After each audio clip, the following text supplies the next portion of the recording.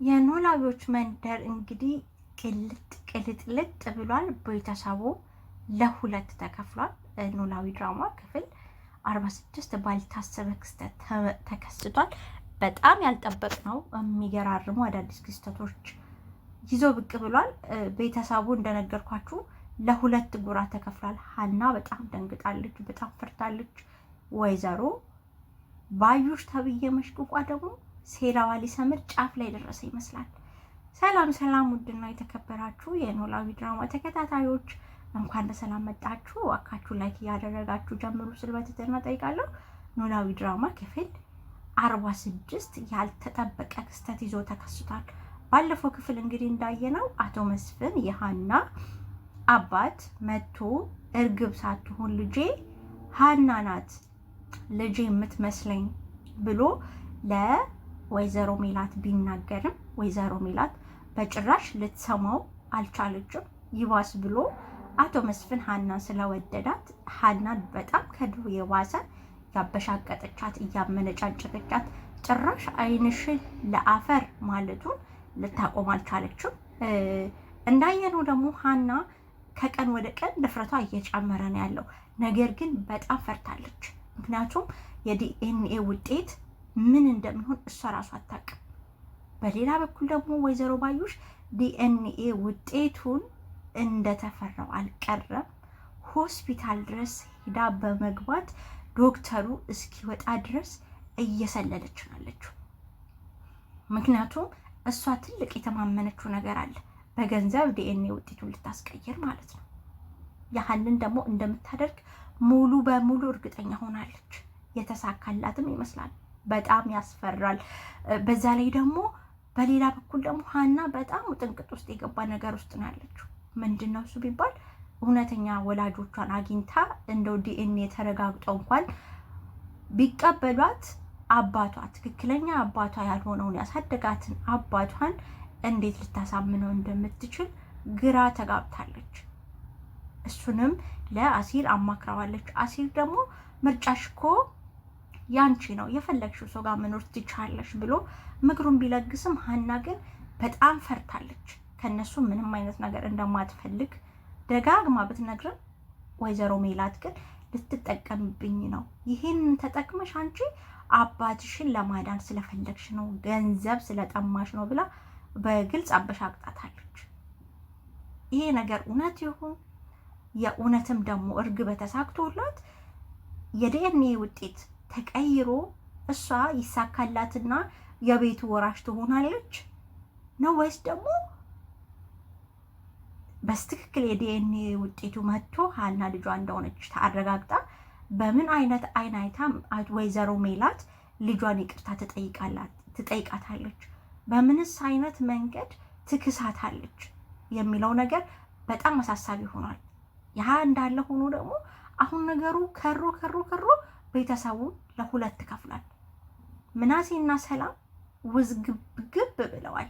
በሌላ በኩል ደግሞ አቶ መስፍን በምንም አይነት ተአምር ከወይዘሮ ሜላት ጋር የሚግባቡ ሰዎች እንዳይደለ አይተናል። እሱም የሚያመላክተው በቀጥታ ሰላም ሄዳ ስለ እናቷ ጋር ስለ አባቷ ልታወራ እንደምትፈልጋት ብትጠይቃትም እናቷ በጣም ተኮሳትራ ምንድነው ማውራት የምትፈልጊው ብላ ስትላት እማዬ አንቺ በእኛ ህይወት እንደምታገቢ ሁሉ አባታችንም ስለኛ ህይወት ይመለከተዋል ብላ ብትነግራትም እናቷ ግን እኔ አይደለም ኑሬ ሞቼ እንኳን ከመስፍን ጋር ድጋሚ ልንኖር አብረን በትዳር ልንኖር አንችልም ብላ አስረግጣ ነገረቻት። ከዛ ሰላም በጣም ደነገጠች። ይሄ ነገር ሌላ ነገር አለ ወይስ የእውነት ጸብ ብቻ ነው ይሄን ያህል እናቴ እንድታምር ያደረገው ብላ በጣም ደንግጣ አባቷ ጋር ወጥታ ስትሄድ አባቷ ቤት ውስጥ ድብ እያለ ነበረ። እንደ አባዬ ምን እየሰራክ ነው ስትለው ስፖርት እየሰራሁኝ እኮ ነው ይላታል። ከዛ ነይ አብረን እንስራ እንደውም ምናምን በዚህ ዕድሜ ስፖርት ትለዋለች። ነይ አብረን እንስራ ይላታል። ነገር ግን ለምን ከማዬ ጋር አትሰሩ ብላ ስትጠይቅ ወይ ጉድ ብሎ ጭራሽ ከሷ ጋር ብሎ በጭራሽ መግባባት እንደማይችሉ ለልጇ ነግሮ እሱ ትቶ ስፖርቱ ሊሰራ ወጣ። አሁን የእነዚህ ቤተሰቦች ጉዳይ ሁለቱ ከሀና ልጅነት አልፎ ሌላ የተደበቀ ሚስጥር አቶ ባዩሽና መስፍን በጣም ትልቅ የተደበቀ ሚስጥር እንዳለ ከአይነ ውሃ ከባዩሽ አይነ ውሃ በደንብ የሚታይ ነገር አለ። ባዩሽ ማለት በጣም መርዝ ቤተሰቦቹን ትዳሩን የበጠበጠች ትልቋ ሴት ባዩሽ ናት። ምክንያቱም ባዩሽ እንደሚታወቀው ወይዘሮ ሜላት ባዩሽን በደንብ ነው የምትሰማት። እንደ ጓደኛ፣ እንደ ዘመድ፣ እንደ አማካሪ ነው የምትቆጥራት። ያንን ተጠቅማ ከባሏ ጋር ልታለያያት ትዳሯን ለመበጥበጥ ሆን ብላ በሷና በባሏ መካከል የገባችው ወይዘሮ ባዩሽ እንደሆነች ነገሮች እየተደረሱበት ነው። ነገር ግን ምንም አይነት ነገር ወይዘሮ ባዩሽ የምትባንን ሰው አይደለች። አላቅም ሴትዮዋ ምን እንዳቀመሰቻት፣ ግን እሷ ያለችው ነገር ወይ ውልፍት ወይ ዝንፍ አትልም። በቃ ነገሮች ሁሉ እሷ ባለችው መንገድ እንዲሄድ ነው የምትፈልገው። አንዴ ችክ ካለች ድርቅ ካለች ድርቅ ነው፣ መቼም አትሰማም።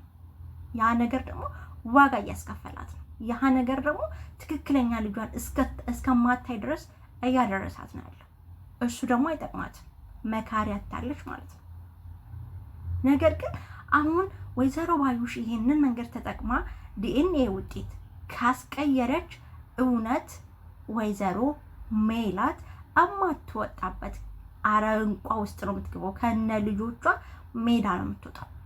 ምክንያቱም ይቺ ልጅ አዲስ ናት። የልጇ ፍቅር እስካሁን ከውስጡ አልወጣም። 16 ዓመት ተደብቃ ያለችዋን ልጇን ጠፍታ ያለችዋን ልጇን ስላገኘች ምንም አይነት ነገር እቺ ሀሰተኛ እርግብ ልጅሽ ነኝ ብላ የመጣችዋ ብትጠይቃት ከማድረግ ወደ ኋላ አትልም። አሁን ትልቁ ሴራቸው እርግብ ሀብቷን ተናዛላት የሆነ ድርጅት በስሟ ዙራላት ያንን ድርጅት ይዛ እንድትሸፍትና በዛ ድርጅት ቤተሰቦቿን እንድታስተዳድር ነው ትልቁ የባዩሽ አላማና ውጥን ማለት ነው። ግን በዚህ ሁኔታ ከቀጠሉ አላማዋ ቢሰምርና የሚሳካ ነው የሚመስለው። ነገር ግን ይህቺ ምንም አታውቀዋ ሀና መሀል ቤት ልጅነቷን አታ ከዚህም ሳትሆን ጭራሽ ደግሞ ውሸታም ነሽ፣ በጣም እሷን ያመማት አሁን ውሸታም ነሽ፣ አንቺ አውቀሽ ገንዘብ ፈልገሽ ነው የመጣሽው፣ እስካሁን ድረስ ለምንድን ነው ያልተናገርሽው?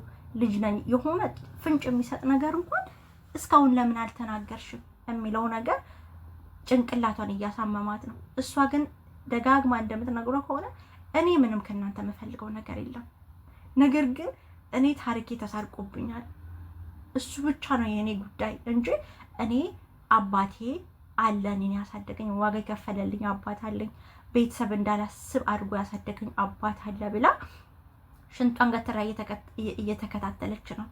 ሆኖም ግን ምንም አይነት ነገር ቢነገራት የምትሰማ ሰው አልሆነችም። ሜላት የምትሰማ ሰው አልሆነችም። ጭራሽ በቃ እርሶ ከደበሩት ዲኤንኤውን አለማድረግ እንችላለን ይቅርብን ብላ ሆስፒታል ስትገባ በነገራችን ላይ በጣም ፈርታለች እና ውስጧ ደመነፍሷ በጣም ነግሯል። ምክንያቱም የሆነ ነገር ሳይይዙ እንደዚህ በኮንፊደንስ እንደማይሆኑ ገብቷታል ማለት ነው። ወይ ውጤቱን ሊያስቀይሩ ወይ ደግሞ ትክክለኛ ያልሆነ ነገር እንዳለ ስለገባት አባዬ እባክህን ጨንቆኛል ጸልይልኝ፣ በቃ ምንድን ነው ብለህ ተጠይቀኝ፣ ዝም ብለህ ብቻ ጸልይልኝ ብላ ለአባቷ ደጋግማ ጭንቀቷን እየነገረችው ነው። ያ ነገር ምንድን ነው ልጅ ነኝ ብላ የመጣችው እባቧ እርግብ ኮንፊደንሷ እስከ ጥግ ድረስ ደርሷል ማለት ነው ብሎ አላሲርም። ጭራሽ ታሪክሽን ሰርቃ ሳታፈር ዲኤንኤ ልትመረምር ሆስፒታል ድረስ መጣች ብሎ እንደው ልጋት ወይ እስከ ማለት ነው የደረሰው። ነገር ግን አስፈሪ ነው። ወይዘሮ ባዩሽ ደግሞ ከሆስፒታሉ ግርጌ ራስጌ ጎንና ግራ እየተዟዟረች ነው ያለችው። ምክንያቱም ያንን ያሰበችው ውጥኗን ለማሳካት ዲኤንኤ ውጤቷን ለመቀየር ግን ካልባነኑ ወይዘሮ ሜላት ካልባነነች ይሄ ሁሉ የለፋችበትን ይሄን እድሜ ሁሉ ልጆቿን ለማሳደግ የለፋችበትን ነገር ገደል የሚከት ጦስ ውስጥ ነው የመጣችው ይዛ የመጣችው። ግን አሁን ሁሉም ነገር ሊጋለጥ ጫፍ ላይ የደረሰ ይመስላል። ምክንያቱም የዚች የእባባ እርግብ የውሸት ልጅነት ከተጋለጠ ባዩሽ ትዳሯን ለመበጥበጥ እስከየት ጥግ ድረስ ሄዳ እንደነበረ ሁሉም ነገር ይጋለጣል። ሲጀመር ሰላም መንፈሷ ቆሌዋ ቀልቧ አልወደዳት። እሷ አስሬ አክስትሽ ምናምን ብትልም ሰላም በጭራሽ ልትቀበላት አልቻለችም። እስካሁንም ድረስ ባዩሽን ባየች ቁጥር ደሟ ነው የሚፈላው ማለት ነው።